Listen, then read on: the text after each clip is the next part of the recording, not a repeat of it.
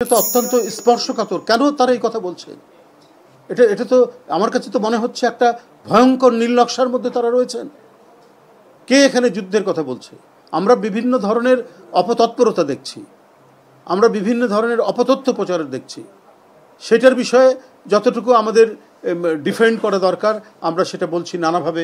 আমাদের দেশের লোকরা তারা বিভিন্ন মিডিয়ায় কথা বলছেন, আইটি প্রযুক্তিতে তারা কাজ করছেন, কিন্তু উনি যেটা বলছেন, আপনি আমিও এই টার্মটা শুনিনি, কি হিন্দ যে শব্দটা বলছেন, হ্যাঁ গাজ্জাতুল, হ্যাঁ গাজ্জাতুল হিন্দ, এই যে নতুন টার্মিনোলজি নিয়ে এসে আপনি তো একটা মানে কি আগ্রাসনের পথ তৈরি করার মানে আপনি পথ সুগম করে দিচ্ছেন।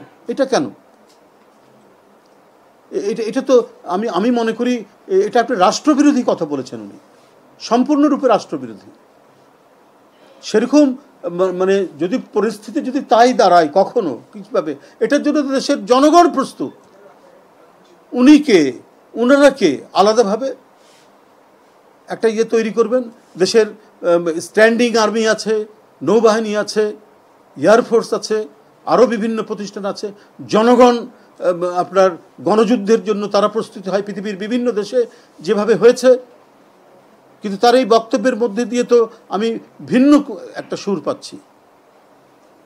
এটা একটা চরম মানে বিপদের দিকে, বিপদের ইঙ্গিত দিচ্ছে তার এই বক্তব্যের মধ্যে, এবং দেশের সার্বভৌমত্বকে দুর্বল করার ইঙ্গিত রয়েছে তার এই বক্তব্যে।